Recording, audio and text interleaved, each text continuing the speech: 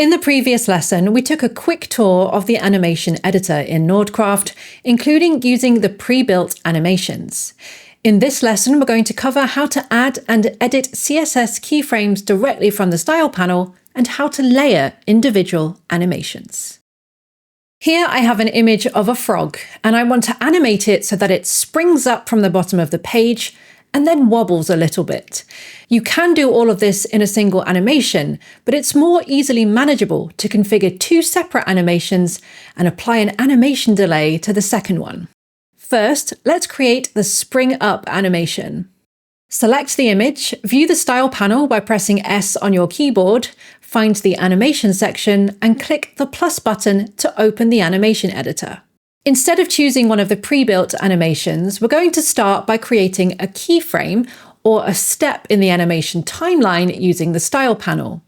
Anywhere you see a diamond icon, you can add a keyframe and modify the value until your animation looks just right. To create the Spring Up animation, we're going to use Transform Translate.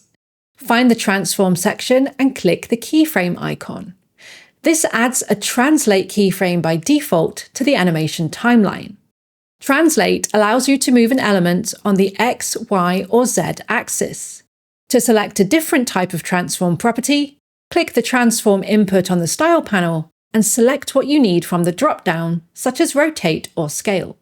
To modify the Translate value, click on the input in the animation timeline to open a dialog.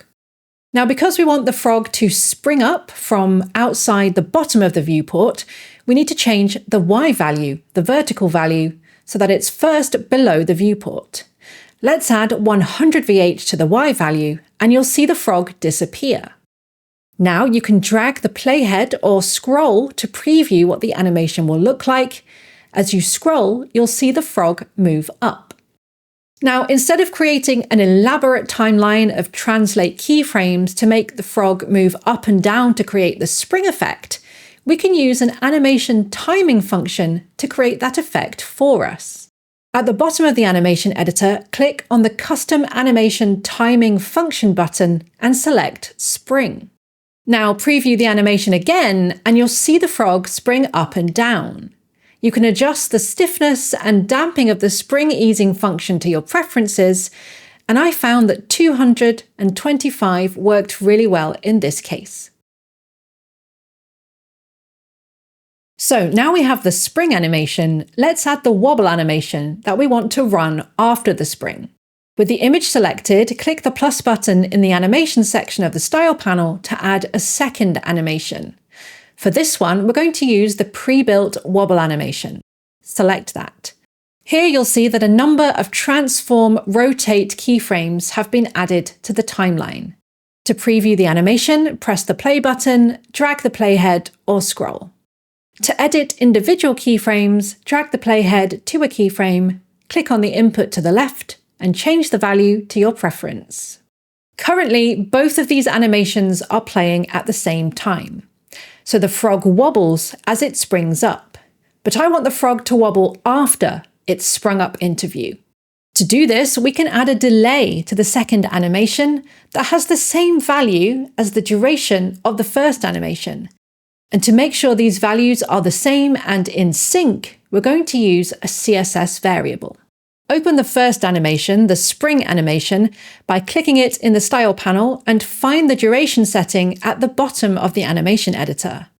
Here, we can create a CSS variable directly from the input. Start typing to name this variable, for example, duration.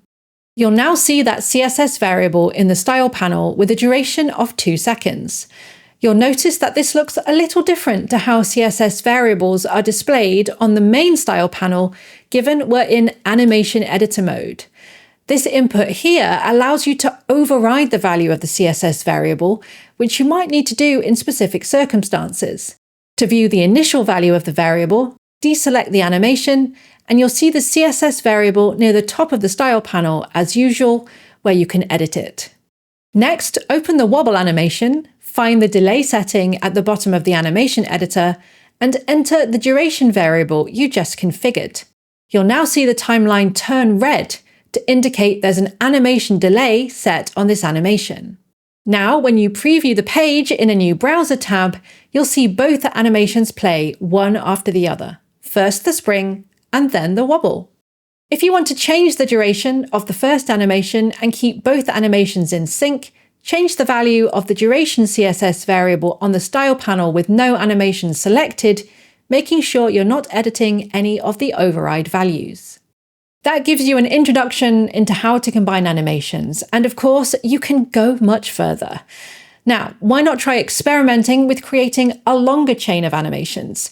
Maybe you could zoom the frog off to the left or make it spiral out of control. And as ever, have fun.